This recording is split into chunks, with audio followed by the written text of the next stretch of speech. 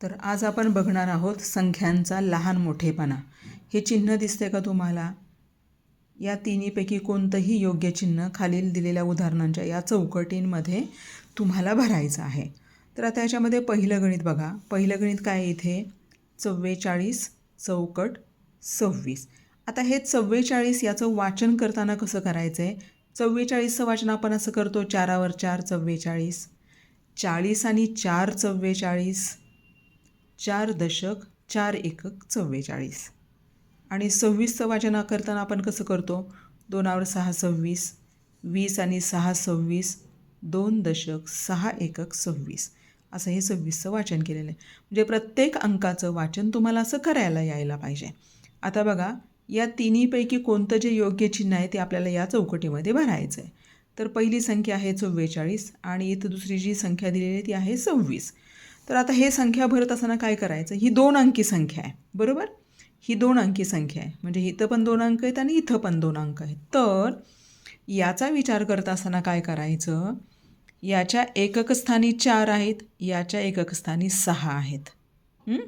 हे 6 मोठे आहेत, हे 4 लहान आहेत. पण याच्या दशकस्थानी 2 आहेत आणि याच्या दशकस्थानी 4 आहेत. येते का लक्षात? इथं दशकस्थानी 2 आहेत आणि इथं दशकस्थानी 4 आहेत.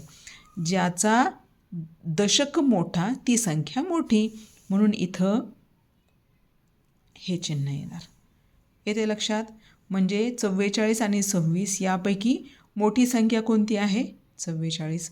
म्हणून आपण इकडे 2 टोक असणारं चिन्ह आपण याला दिलेलं आहे आणि 1 टोक याला 26ला दिलेलं आहे. आता पुढची संख्या आपण वाचायची आहे 32 चौकट 31. मग बघा, इथे 2 हे एकक स्थानी आहेत आणि इथं 1 एकक स्थानी आहेत. पण यांचा जो दशक आहे, इथेही 3 दशक आहेत आणि इथेही 3 दशक आहेत.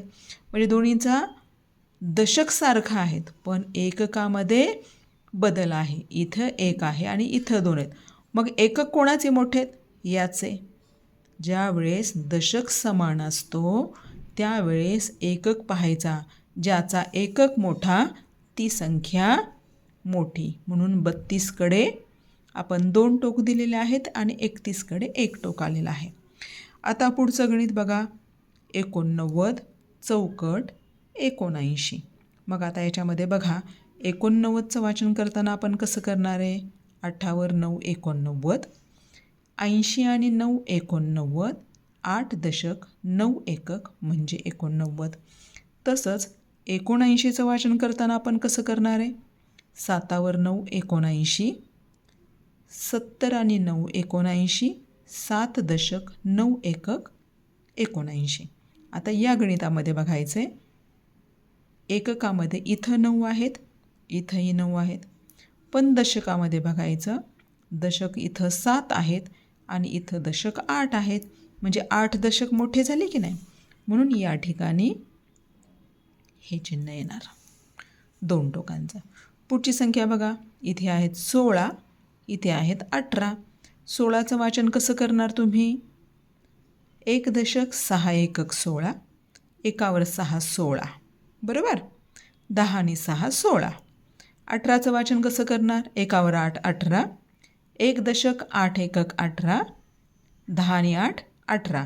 आता यामध्ये कोणतं चिन्ह द्यावं लागेल आपल्याला? हे चिन्ह, हे चिन्ह की हे चिन्ह? कारण इथं आपण संख्यांचा लहान मोठेपणा आणि सारखेपणा बघतोय. तर इथं या गणितामध्ये काय दिलं आहे? इथं 16 आणि इथं 18 दिले आहेत, बरोबर की नाही? दशक तर समान आहे, पण एककामध्ये इथं 6 एकक आहेत आणि या गणितामध्ये इथं 8 एकक आहेत. म्हणजेच काय? 18 ही संख्या मोठी आहे, म्हणून 18ला 2 टोकं आणि 16ला हे 1 टोक दिलेलं आहे. येते लक्षात? आता पुढे बघा, पुढची संख्या आहे 23 चौकट 25. म्हणजेच काय? इथं 2 दशक 3 एकक आहेत, इथंही 2 दशक 5 एकक आहेत. मग संख्या कोणती मोठी येईल? तर 25 ही संख्या मोठी आहे, म्हणून 25ला 2 टोकं आणि 23ला 1 टोक. पुढचं गणित बघूया. 72 चौकट 85. 72चं वाचन आपण कसं करतो? 7 दशक 2 एकक. 85चं वाचन 8 दशक 5 एकक. आता 5 इथं एकक स्थानी आहेत. या संख्येमध्ये 2 एकक स्थानी आहेत. दशक बघायचा. इथं 7 दशक आहेत आणि इथं 8 दशक आहेत.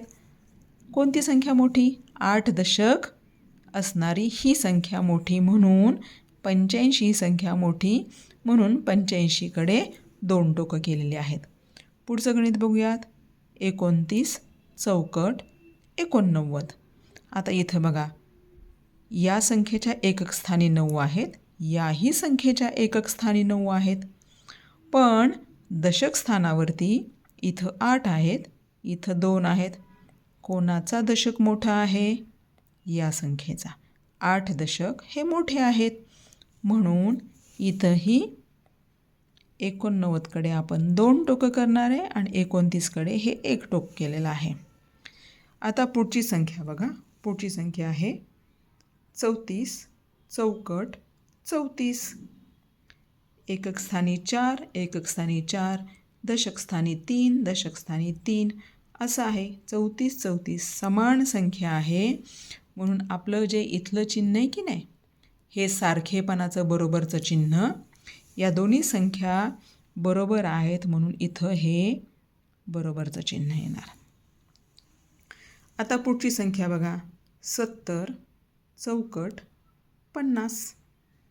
इथे 70 आहेत, म्हणजे 7 दशक आहेत आणि इथं 5 दशक आहेत. मग कोणते दशक मोठे आहेत? 70 की 50? 7 दशक मोठे आहेत, म्हणून इथे हे चिन्ह येणार.